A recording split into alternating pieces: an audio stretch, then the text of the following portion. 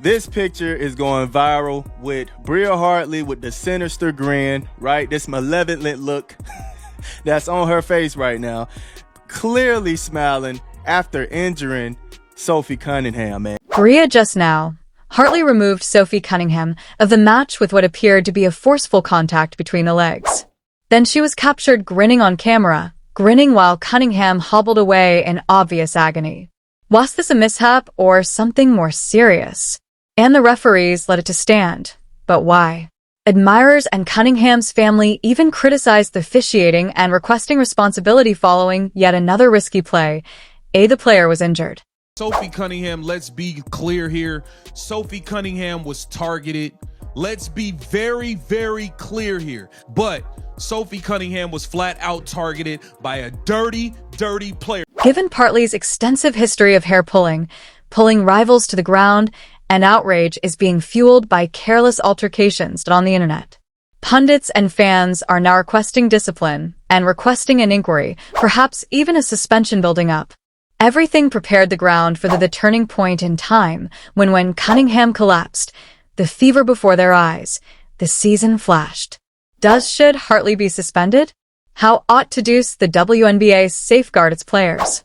Tell us below in the comments section. Come on. The play that just occurred. That's like she tries to slide over right there, and Hartley just kind of falls and makes collision with that lower leg. You see her immediately grab it. And she went down hard and was clearly in a lot of pain. Supporters believed it was simply another everyday item until Sophie Cunningham fell to the ground with a crumple. Bria Hartley had made the long drive to Thescon quarter basket, pushing past traffic when her momentum delivered directly to Cunningham's right leg. Was it really an accident, though? Cunningham reached for her right away, knee before tumbling down upon the hardwood. She flinched in agony, attempted to toss it up, then collapsed once more, unable to get up by herself. Trainers hurried away, assisting her as she leaned from the court, still holding her on their shoulders. She was declared out a few moments later for the remainder of the match and forwarded to the locker room. Oh, and Cunningham is down. My goodness.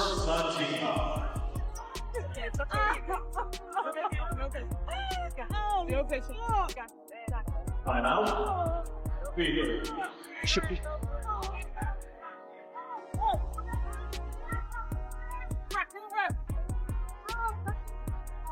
In a scary moment as we went to commercial, Sophie Cunningham hit the floor hard and she is being helped off the floor, heading back to the locker room. The response of those who witnessed it close said it all. Head coach of the Fever later, Stephanie White, acknowledged that her first impression while seeing Cunningham's fall, the phrase, "holy shit," was the type of shocked reaction that only occurs when the player's body is obviously immobile, the way it should. Slow motion replays also didn't lessen the impact. They actually made things worse. The angle out of touch, Cunningham holding her knee. The scowl appeared on her face. Players and supporters were left behind, immobilized.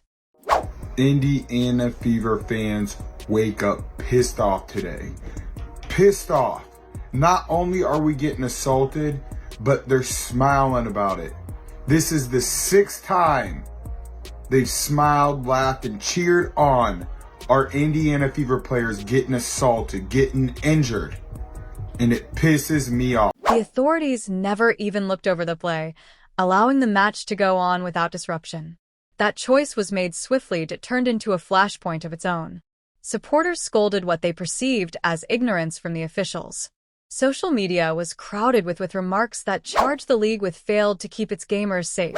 Lindsay, Cunningham's sister, added her speaking out against the officiating and highlighting how the WNBA frequently finds players who speak out instead of correcting erratic calls. Her Paula, the mother, went farther and accused personally Hartley is out of authority on the court.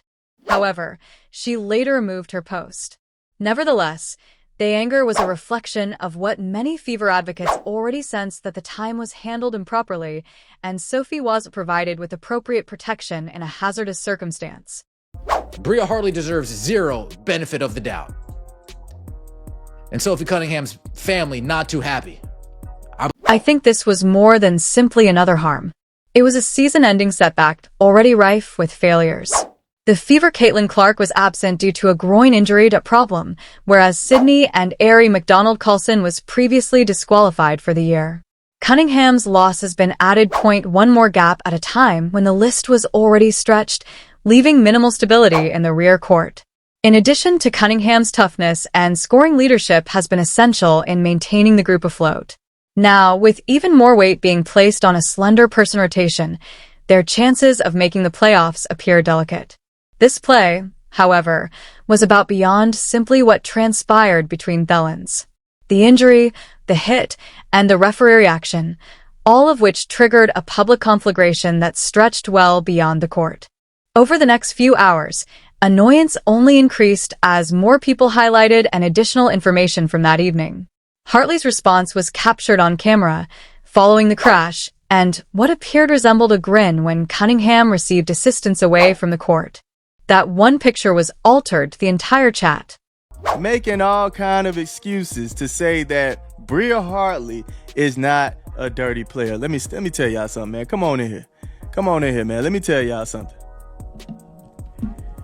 If it quacks like a duck, walks like a duck, eats like a duck, it's a duck, man. Come on, man. She is the dirtiest player in the WNBA right now, winning the trophy. All right? Winning the trophy for it. Don't sit here and try to tell me Bria Hartley is not a dirty player. A player uses their knee to ride on the floor injury, and a few seconds after that, the camera is smiling, lock onto Bria Hartley.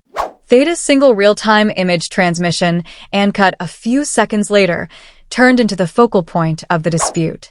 Admirers grab it at once. For them, this wasn't only a bad-op moment.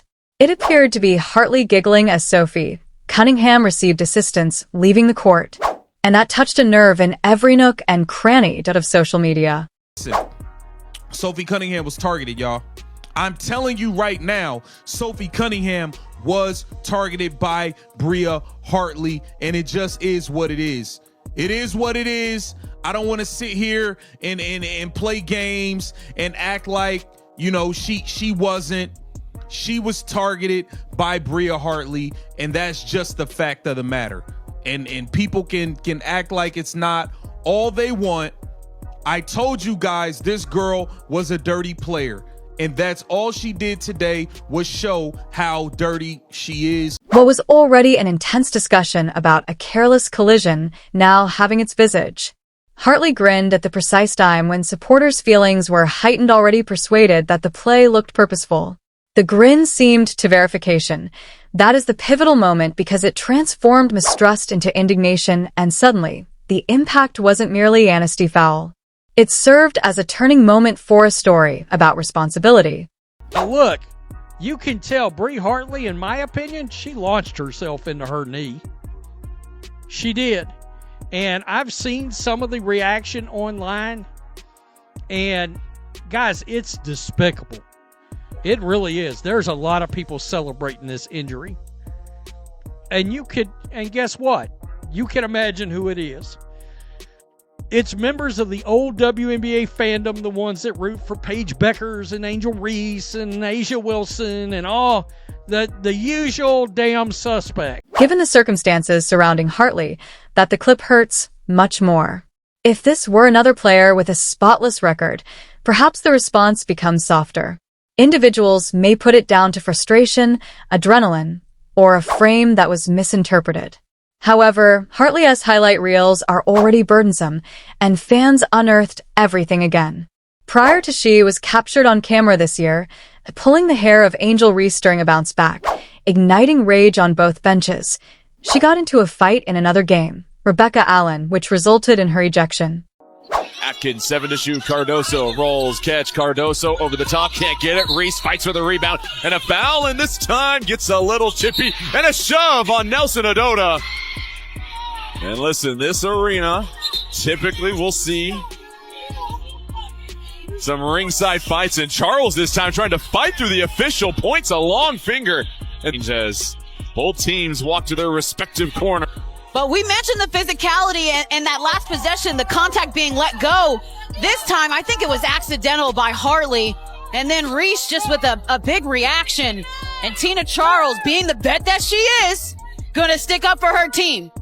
If you know anything about Angel Reese, she is going to go hard. She's tough. She cares about making a stand for her team. And I love the reaction from Tina Charles as a vet. You want to see your vet. She and Skylar have also had arguments. Diggins and others spoke of altercations that have established a trend in the public consciousness. None of these instances by itself characterize a career, but when combined, they produce an impression that is hard to refute. And again, the big steal by Nneka, and they're... Consequently, when videos of her laughing after people saw that Cunningham's injury had returned didn't consider it a singular occurrence, they arranged it with those previously disputes and depicted a larger image. As a repeat offender, Hartley someone who frequently goes too far. Hartley has established a standing among some pundits and fans view him as a dirty player. Outlets started to connect and weigh in, connecting the gaps between her history and the Cunningham impact, implying the league might need to reply with a suspension. The smirk was characterized by analysts as an instance that solidified a story already underway. Others made note oft that her prior encounters had ended mostly unpunished, supporting the notion she was fearless enough to play rashly. Repercussions. The alleged absence of responsibility is precisely what caused the smile to be so intense for a large number of spectators. This is Bria Hartley right here, grinning from ear to ear, with Sophie Cunningham smiling. I mean, that's despicable, folks. There's no other way to look at it. Yeah, how about this right here? That chick grinning after Caitlin Clark got slammed to the ground. And then this chick. I mean, really? Unbelievable. That amplifier is currently gone. As the antagonist, Hartley was cast. Cunningham referees accused him of suffering a knee injury, of ignoring the situation, and Hartley smirking as he leaves. That's the narrative that persisted by the conclusion of the evening. And the consequences for Indiana was more than simply perception. They should approach the remainder of that match with an roster that is already damaged, and a 21 point there is still a deficit. The query turned into if the Fever had any abandon to resist, or if this was the point of disintegration from which they would not recover from. The season for Indiana appeared Tawa's giving way. No Aerie, no Caitlin Clark, Sophie Cunningham, and McDonald are no longer there. With the scoreline and an injury by 21 in the third, readings start to rise. Quarter. In opposition to one of the most league's physical teams, the match appeared to be completed. At that point, the Fever changed the course of events in the most unexpected path by launching the biggest resurgence in history of the franchise. An assassin! Kelsey Mitchell! Every game is a home game! Listen to the crowd in Connecticut! Final score in overtime! Fever 99, Sun 93! And Indiana completes the greatest comeback in franchise history! Fever Kelsey was the pivotal moment, Mitchell. By the half, she had only 4 points, providing a brief indication of what was on the verge of happening. Next, in the second she went nuclear half. She received a score of 34 points following the intermission, concluding with 38 total, which was a career high. And her efficiency was merciless. 11 out of 22 shots, 5 out of 8 from beyond the arc. At the line, it's 11 of 12. Each time the Fever required a means of maintaining their season from ending in failure, Mitchell supplied. Over time, she began scoring the first 10 points for Indiana, interrupted by consecutive threes that startled the Suns and offered her teammates an indication that they hadn't felt throughout the night. An assassin! Kelsey Mitchell has a new career high!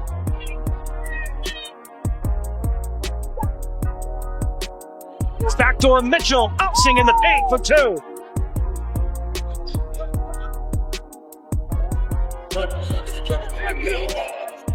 Kelsey Mitchell, the pig is matched up. Mitchell squeezing through for two at the foul.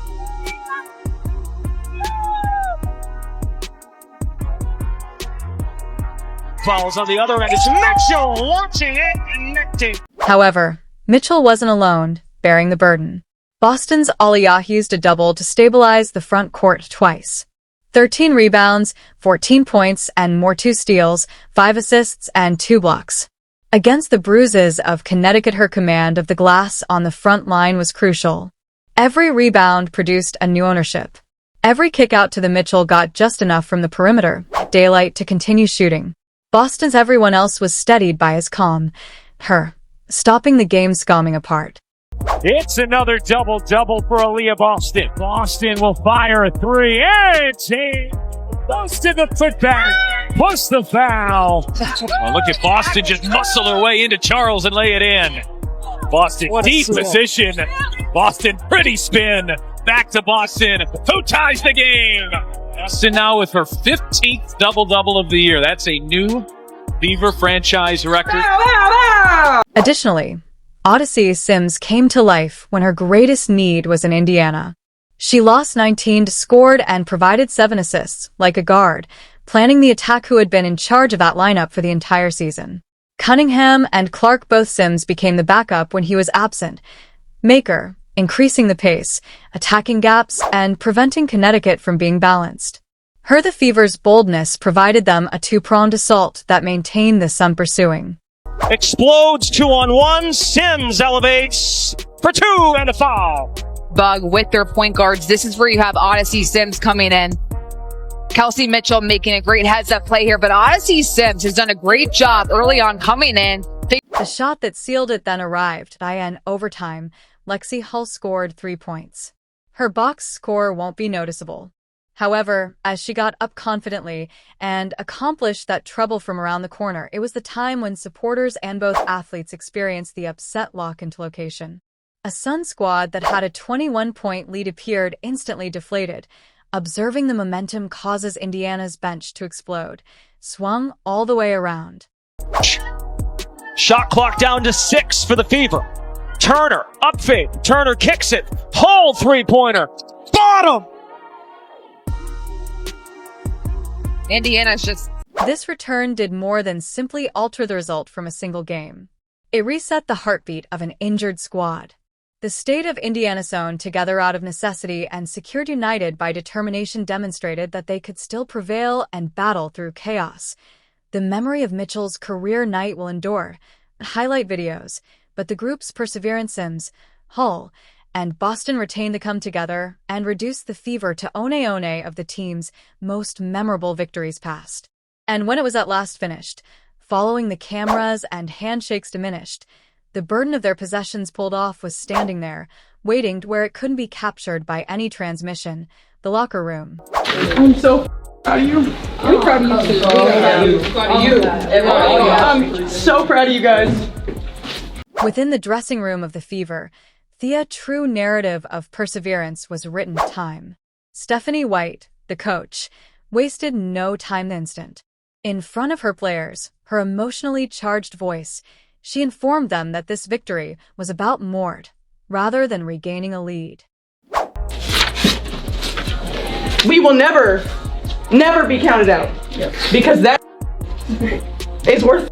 Her statements were more impactful because of the situation. Sophie Cunningham had received assistance earlier in the evening following a frightening clash. Caitlin Clark had previously Sydney, and a family issue kept him away. Both Aerie and Carlson had already left for the time of year. For most groups, that losing streak would have put a stop to the battle. White had a different perspective. She referred to their recent actions as show to define grit. Not hypothetical, but verifiable proof of what occurs if they decline to Providian. Voices shown that tenacity outside the room as well. Clark, even whilst traveling, was able to reconnect with the instant a message appeared on X that said, in other words, battled, battled, battled. Pleased. Brief, but effective. It provided her teammates the necessary affirmation, evidence that even without her, she was observing and rejoicing with them. Cunningham agreed with that opinion, posting on Twitter, Kelsey freaking Mitchell. Unadulterated, unrefined response to Mitchell's career night with greater significance since it originated with someone whose the season is now unknown. That reply informed the group she selected pleasure in her teammates rather than resentment regarding her personal failure. First and foremost, they're good human beings. You know, they're selfless, they're tough. They don't care who gets the credit. They don't care whose day it is. They got something inside of them that you just can't teach. And, you know, they bring it out of each other. And it allows us to go through these incredibly tough times that we're going through, and always gives us a chance. However, the main lesson learned wasn't the intermittent quiet or the anxious looks at the latest injury reports. It was the manner in which this team's personnel consistently thinned, rearranged, and held each other up when it was easy to collapse. White referred to their tenacity as valuable told. And that phrase encapsulated the reason why this evening wasn't only included in the rankings. It confirmed their identification, a SA group that declines to be included in the countout regardless of who is available. That as the echoing of the Thruffin teammates continued, whether on social media or behind the bench at the podium or in the media. Even they joking laughs a la Sydney Colson line. There are only 4 of us left, but it was incorporated into the medication, a valve for release following exhausting night of extremes. Many people came together. Forms. White's serious remarks about pride comedy in Clark and Cunningham's tweets Coulson, all of which pointed to the same reality. This group is more powerful. Closer than separate. You are the professional cons mate. Love you. You are valued by us. Enormous. For a team attempting to regain into dispute, that unity is important as more than any box score. It's what provides giving them a chance to persevere despite the presence of bodies, the stretch run absent, and formidable foes remain. The ambiguity around Cunningham's MRI persists, and supporters have good reason to be concerned how it will affect their chances of making the playoffs. However, the Fever left that room with something else equally genuine. Have faith that together, they can withstand adversity, emotion that emerged following One of the more controversial games of the season, establishes the larger context of what this moment implies. Because of what transpired opposed to Connecticut was not just art earn. It was a public announcement of the tenacity of the Fever was not demonstrated in statistics or headlines, but in the way when everything pointed, they stood together, the opposite direction. Breezy, you are the consummate professional. We love you. We appreciate you. You were here. From one of the most repulsive incidents in when the WNBA season arrived, Indiana's largest recovery. The injuries sustained by Sophie Cunningham might have brought the evening to a close, but instead the career high for Kelsey Mitchell was tied with the game with the highest score of 38 points in his year's league, and granted the Fever through the most significant resurgence in history of the team. She scored 34 off-toes in overtime after halftime, including overtime's first 10 points. Occurrence has increased demands for the league to act. Media, fans, and family are calling for responsibility with a suspension in the works. What do you believe Hartley should be suspended? And how should players be protected by the WNBA? Better. Tell us in the comments below. Please like, subscribe, and activate every alerts to ensure you don't miss anything. Select the video that appears on the screen, and Wes Hall see you in the upcoming. And I'm just so incredibly proud of them for continuing to believe, for continuing to pull together, for continuing to step up. I mean, every single person on this roster impacts winning for us. And every single person on this roster is valued for how they impact winning, whether they play a second or not. They give and give and give to this team. And I'm thankful for this group. Out of one of the